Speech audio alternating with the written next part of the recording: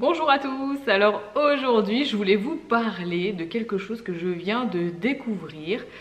Donc je m'intéresse toujours à, comme vous le savez, à des régimes alimentaires, à des façons de s'alimenter, etc., etc.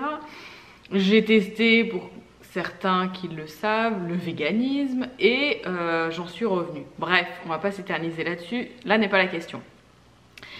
Donc c'est en faisant des recherches, tout simplement en cherchant des aliments que je pourrais manger quand je suis en déplacement et quand je suis embêtée et que j'ai pas quelque chose, une collation que je peux prendre tout de suite et que j'ai pas eu le temps par exemple de faire ma crêpe ou de me préparer une petite collation et que j'ai pas quelque chose pour chauffer. Et je voulais chercher des barres. En fait, des barres toutes prêtes à manger, mais qui sont pauvres en glucides et riches en protéines, et en même temps qui rentrent dans mes critères, c'est-à-dire qui soient bio de préférence et aussi sans produits laitiers. Parce que la plupart des barres que je retrouve, il y a de la whey dedans, il y a des produits laitiers, et moi je ne les supporte pas, ça me convient pas du tout. Donc en cherchant ça, je suis tombée sur des barres qui s'appellent des barres Pegan, mais qui sont vendues qu'aux États-Unis. Donc pour l'instant, en France, on ne peut pas les avoir. Et en tapant Pegan dans le moteur de recherche Google, je suis tombée sur le régime Pegan. Et du coup, ça m'a fait rire et je me suis dit, mais qu'est-ce que c'est que le régime Pegan? Eh bien, je vous ai noté des petites choses et je vais vous lire ce qu'il est dit sur ce régime alimentaire. Et en fait, je me suis retrouvée un peu là parce que du coup, moi j'ai expérimenté le véganisme, mais il y a ce manque de protéines en fait et de protéines animales qui m'ont perturbée et qui m'ont empêché en fait de continuer dans ce mode de vie. Mais en même temps, j'ai toujours cette conscience, voilà, d'éviter de consommer des choses à base du textile animal ou de consommer des choses qui sont tester sur les animaux, etc., etc. Donc il y a quand même cette conscience qui est restée. Et puis il y a aussi ce côté où je mange pas de viande rouge. Et donc je suis pas vraiment paléo, je suis pas végane forcément puisque je mange quand même des œufs, du poisson. Mais on va dire que ce régime-là, du coup, il va entre les deux. Bon, je sais que certains véganes extrémistes ne supporteront pas ce genre de vidéo, mais peu importe, on est là pour justement pour parler de tout ça. Alors, le péganisme combine véganisme et diète paléolithique. Deux régimes a priori incompatibles, oui forcément, mais qui seraient source d'équilibre une fois associés. Le régime paléo, ça s'inspire des habitudes alimentaires des hommes de l'ère du paléolithique qui se nourrissaient de viande maigre, de veau, de volaille, de poisson, de noix, de graines et qui ne connaissaient ni le laitage, ni le sucre, ni les céréales. Voilà, moi j'en suis un petit peu là. C'est vrai que j'ai arrêté il y a pas mal de temps ma consommation de sucre, de produits transformés. J'évite aussi les céréales. Je dis pas que j'en mange pas, mais ça m'arrive.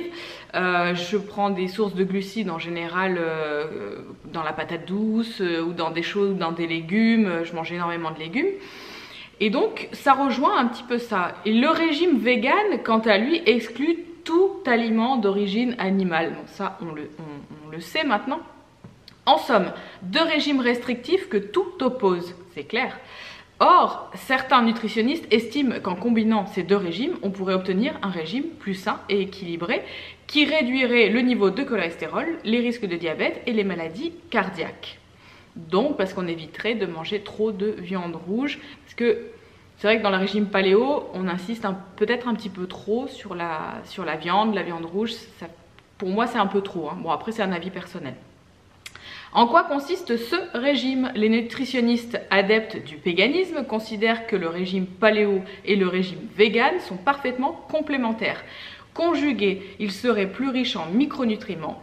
Ils ont en effet chacun leurs points forts. Le régime paléo se concentre sur les protéines animales alors que le véganisme promeut les céréales et les légumineuses.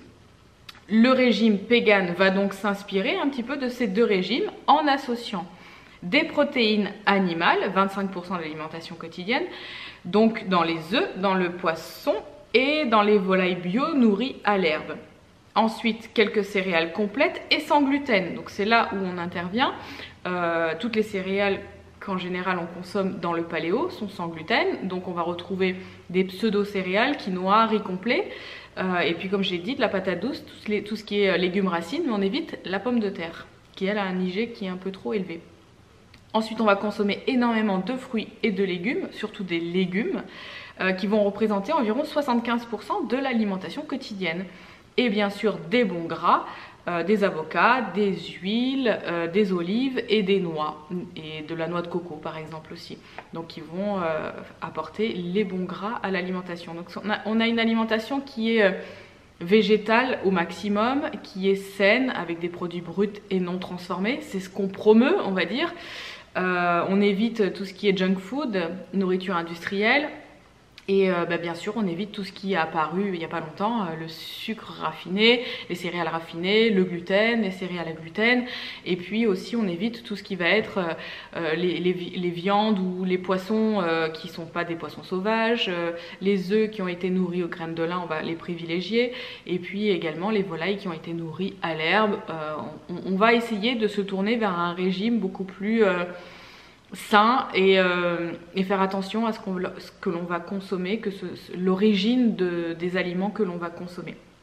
Donc le régime Pégan va écarter bien sûr les produits laitiers, hein, on l'a dit, qui sont considérés comme mauvais pour la santé, et aussi le soja et le sucre. C'est vrai que le soja, dans un régime vegan, on a tendance à beaucoup en manger pour trouver notre source de protéines. Et il y a également aussi, on trouve la protéine dans les seitans par exemple, c'est de la protéine de blé. Et moi je sais que ça a été très difficile pour moi parce que je supportais pas trop le soja, je supportais pas trop le gluten.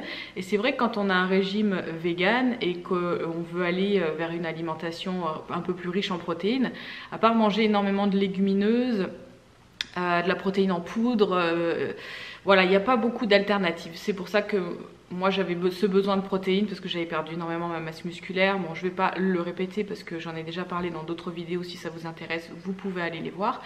Mais le but de cette vidéo, voilà, c'était juste de vous présenter ce régime. Apparemment cet article, il date quand même d'il y a 2-3 ans. Donc on en parlait déjà, mais moi c'était la première fois que j'en entendais parler. Et c'est quelque chose que j'avais envie de partager avec vous à ce moment-là. Voilà, ce sera tout pour aujourd'hui et puis je vous dis à très bientôt. Salut, salut!